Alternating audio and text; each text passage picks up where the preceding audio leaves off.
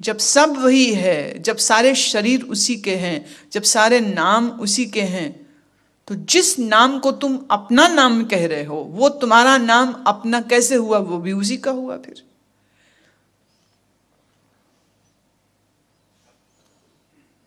तो अगर वाहिगुरु शब्द या शिव या कृष्ण शब्द में शक्ति है या ताकत है, तो सच तो यह है कि फिर तुम्हारे नाम में भी उतनी ही शक्ति और उतनी ही ताकत है।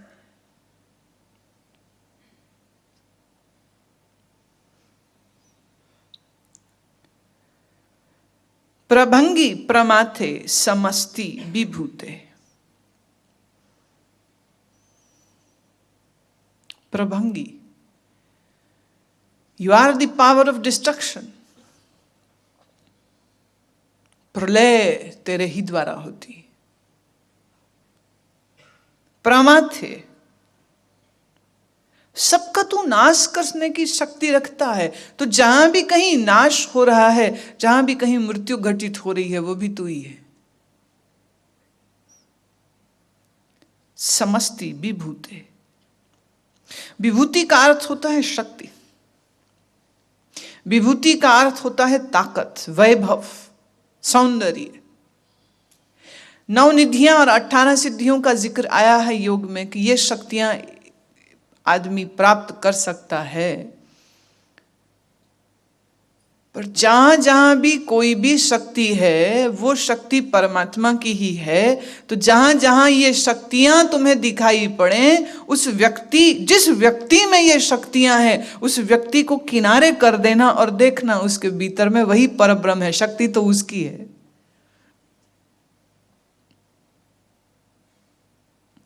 कहते हैं गुरु गोविंद सिंह महाराज को एक योगी के बारे में बताया गया जिसकी उम्र 1500 साल से अधिक की है। और इस योगी को भी बताया गया कि हमारे यहाँ गुरु नानक की गद्दी पर जो आज मौजूद है वो पधारे हैं। अब ये योगी कभी 2 साल, 4 साल, 5 साल में एक बार आंख खोलता था। और संजोग ऐसा बना कि जब ये वहां पर गए तो उसने भी लगभग वही समय था जब उसने भी आंखें खोली। तो उसके चेलों ने उसको खबर दी। बड़ी महानता थी, 1500 साल उम्र थोड़ी होती। पीढ़ियां बदल गई होंगी। उन्हें खबर दी कि एक ऐसा फकीर आया है जिसकी बड़ी महिमा है, जिसके बड़े शिष्य हैं, जिसका बहुत नाम। उस योगी ने कहा कि उसकी शक्तियां क्या है, क्योंकि इस योगी की तो शक्ति है 1500 साल की उम्र। तूने पूछा उसकी शक्ति क्या है? कहने वालों ने बहुत बड़ा चढ़ा करके बोला, ये है वो है। कहने वाले तो बहुत कुछ कह गए। योगी के चित्त में इच्छा उठी कि मैं जाऊं, मिलके आता हूं, देखता हूं कौन आया है।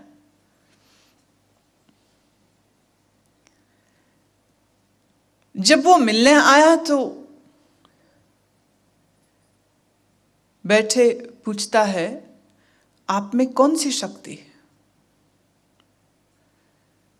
गुरु गोविंद सिंह ने कहा कि तू मेरी शक्तियां क्या है क्या नहीं छोड़, तू शक्तियां कौन सी रखता है, तू अपनी शक्तियां दिखा ले। हम तो बड़े कृतार्थ हुए जो तू आया है यहां पे खुद चल के, 1500 साल का इंसान। उसने कहा ठीक, अगर पहले मेरी ही शक्तियां देखना चाहते तो पहले मैं ही अपनी दिखा देता। लेकिन आज एक बड़ी विचित्र बात हो गई। जो भी कोई उसके पास शक्तियां थी, वो किसी भी शक्ति का प्रयोग नहीं कर पाया।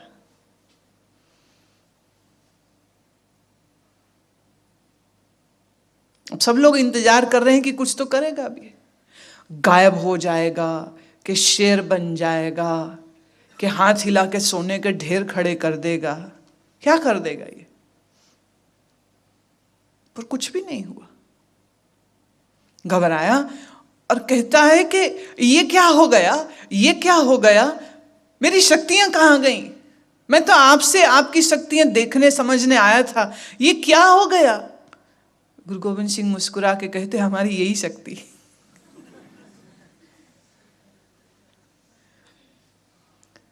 जो शक्ति का अभिमान रखता हो उसके अभिमान को तोड़ना, यही हमारी शक्ति। उसके अहंकार को तोड़ा।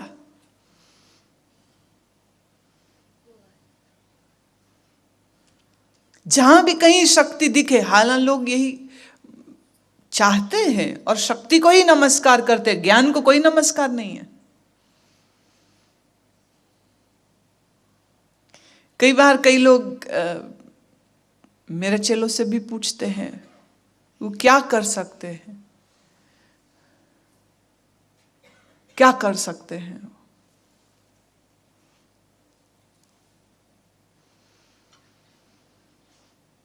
एक बार मैं सफर में थी हवाई जहाज में, तो मेरे साथ जो सज्जन बैठे हुए थे वो मुझे देख के पूछते हैं आप कोई संत से लग रहे हो। संत हो क्या? मैं नहीं। इतने में वो जो एयर होस्टेस थे वो मुझे पहचानते होंगे, तो वो बहुत प्यार से उन्होंने हाथ जोड़े और कहा कि हम आपको देखते हैं, आपको सुनते हैं, बहुत अच्छा लगता है, तो आपके लिए अगर मैं कुछ कर सकूं तो आप मुझे ही बुलाइएगा किसी भी समय पर। लंबी यात्रा 8 घंटे की है, तो मुझे बड़ी प्रसन्नता होगी अगर आप मेरे लिए कुछ भी मेरे से कुछ करा लीजिएगा। अब वो तो बोल के चली गई और ये श्रीमान जी फिर सिर पे मेरे सवार हो गए। अच्छा, तो आप लेक्चर करती हैं, लेक्चरर हैं, डॉक्टर हैं? मैंने कहा नहीं, ऐसा तो कुछ नहीं। कह रहे नहीं, वो कह रहे थे ना आपके लिए। मैंने कहा वो तो उन्हीं से पूछ लो वो क्या कह रहे थे, मुझे क्या पता। गलती लग गई हो गई उसको, और वो सच मान गया। कहता हाँ बिल्कुल, लोग भी बड़े अजीब होते हैं। तो उसने अपने कहानियां किस्से सुनाने शुरू कर दिए। एक बार मेरे चाचा के साथ यही हुआ था, एक बार मेरे दोस्त के साथ भी यही हुआ था। लोग कुछ गलत समझ जाते हैं और वैसा ही देखते हैं और वैसा ही अजीब सा व्यवहार कर। लोग बड़े अजीब होते हैं। मैंने कहा शुक्र है बला टली।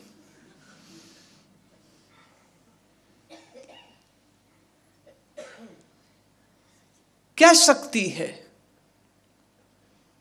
क्या शक्ति रखते हैं?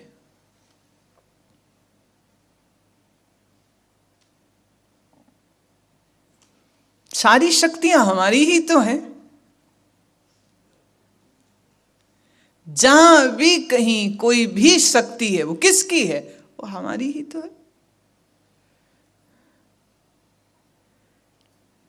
जब परमात्मा हमसे अलग नहीं है तो उसकी शक्तियां क्या हमसे अलग? हम अपने आप को जब परमात्मा से काट लेते हैं, जब उससे हम अलग कर लेते हैं, तब हम दीनहीन अल्पज्ञ हो जाते हैं।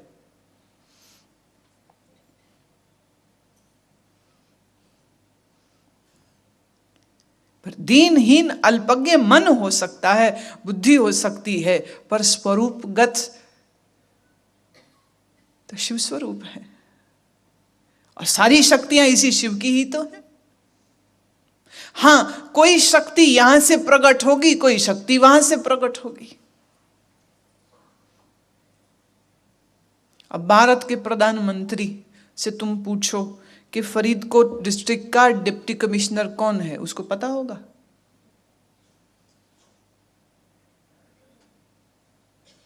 एर्नाकुलम में इनकम टैक्स कमिश्नर कौन है? बताइए प्रधानमंत्री जी, आप तो पूरे देश के प्रधानमंत्री हैं, उसको पता होगा क्या? पर वो पता करा सकता है।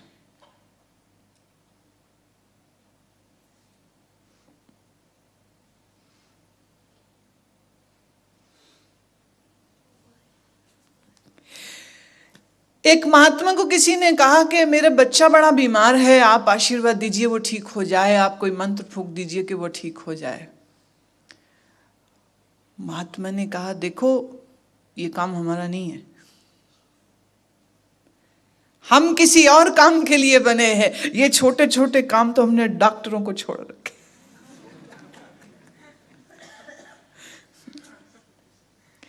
फकीरों का काम ये नहीं होता। कुछ ड्यूटियां राजा साहब की होती हैं, कुछ ड्यूटियां वजीर की होती हैं, कुछ मंत्रियों की होती हैं, कुछ संतरियों की होती हैं। अब संतरी की ड्यूटी राजा साहब थोड़ी करेंगे। पर वो जो सिपाही, जो वो द्वारपाल खड़ा है, प्रेसिडेंट हाउस के बाहर जो सिक्योरिटी गार्ड खड़ा है, वो प्रेसिडेंट की शक्ति ही है। लेकिन अंदर जाकर के अगर आप प्रेसिडेंट से पूछें कि मिस्टर प्रेसिडेंट, आपके सिक्योरिटी गार्ड का नाम क्या है, तो कहेगा उसको काम दे रखा है, वो काम कर रहा, हम पता करा सकते हैं, चैनल्स आर देयर, बट उसका उपयोग नहीं करेगा क्योंकि उसकी जरूरत नहीं है। संसार में जितनी भी शक्तियां हैं वो परमात्मा की हैं। अब इसको दूसरे ढंग से हम यूं भी कह सकते हैं, क्योंकि परमात्मा मैं ही है तो वो मेरी ही है।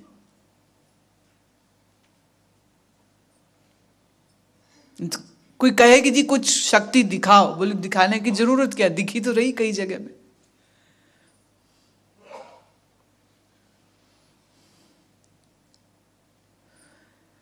संत सम्मेलन में महाराज जी गए हुए थे और उनकी आदत थी वो चुपचाप मौन बैठे रहते थे। एक ने आकर के उनसे कहा, सब महात्मा, सब मंडलेश्वर, सब जितने गुरु लोग आए हैं, सब थोड़ा थोड़ा प्रवचन कर रहे हैं, आप भी कुछ बोलिए, आपके लिए टाइम लेके दे, आप भी कुछ बोलिए। महाराज जी ने जवाब दिया, हम ही तो बोल रहे हैं सब में। कौन बोल रहा? हम ही तो बोल रहे हैं, अलग से यहां से बोलने की क्या जरूरत जब पहले से ही बोल रहे हैं। तो जहां कहीं तुमको शक्ति दिखे, जिस व्यक्ति में शक्ति दिखे, उस व्यक्ति की इंडिविजुअलिटी को किनारे कर देना और हटा करके देखना पीछे कौन है, उसके पीछे कौन है, उसके पीछे वही मिलेगा, वही मिलेगा, वही परब्रह्म की ही सब शक्तियां।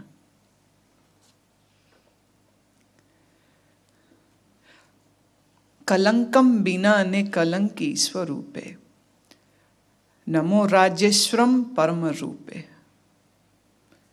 हे परब्रह्म, तेरे ऊपर कोई कलंक नहीं लग सकता क्योंकि तेरा स्वरूप निष्कलंक है, निष्कलंक है, तो शुद्ध स्वरूप है। राजाओं का राजा तू है, राजाओं का भी ईश्वर तू है, तू राजेश्वर है, तुझ राजेश्वर को मैं नमन करता हूं। नमो जोग जोगेश्वरम परम सिद्धे, नमो राज राजेश्वरम परम वृद्धे। वो जो जोगी जिसने 8 रिद्धियां सिद्धियां प्राप्त कर ली, उस जोगी के अंदर का जोग भी तू ही है। जिसने संसार भर के राज्य को जीतकर सबसे अधिक जो धनी है, उस धनी का मान और धन भी तू ही है।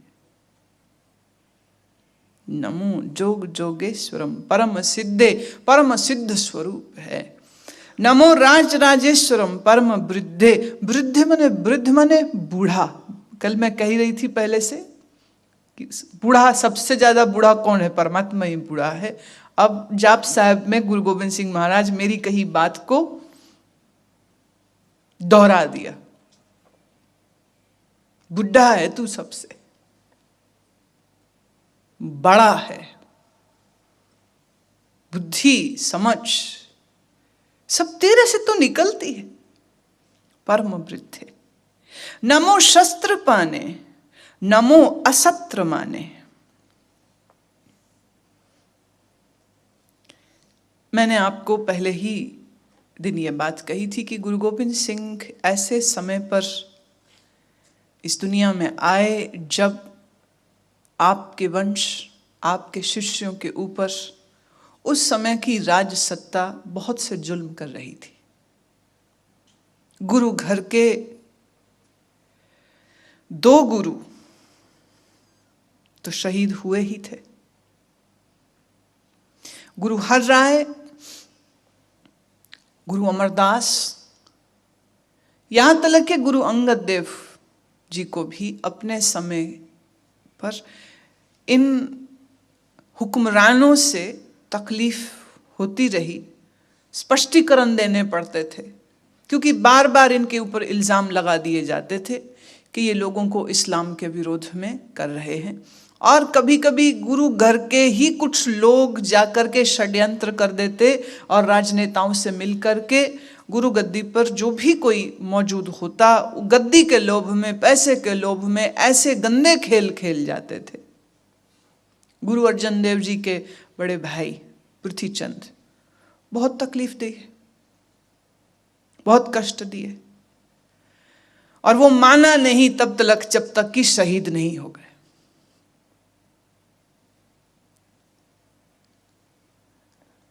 धन धान्य जो गुरु घर में बढ़ रहा था, उस धन धान्य की वजह से अपने ही घर में द्वेष करने वालों की कोई कमी नहीं रह गई थी, और वो लोग बार बार राज्य सत्ता की मदद लेकर सताते।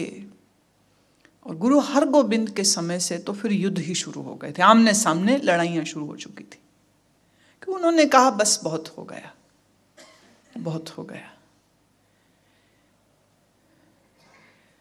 छोटी सी बात, छोटे से कारण को इतना बड़ा कर दिया गया था। और 5वें गुरु को लाहौर में बहुत सी तकलीफें देने के बाद शहीद कर दिया गया था। गुरु हरगोबिंद को जब गुरु गद्दी पर बैठाया गया तो उन्होंने एक बहुत महत्वपूर्ण निर्णय लिया और ये कहा कि आज से हम सिर्फ पीर ही नहीं, हम मीर भी होंगे। मीर कहते हैं योद्धा को।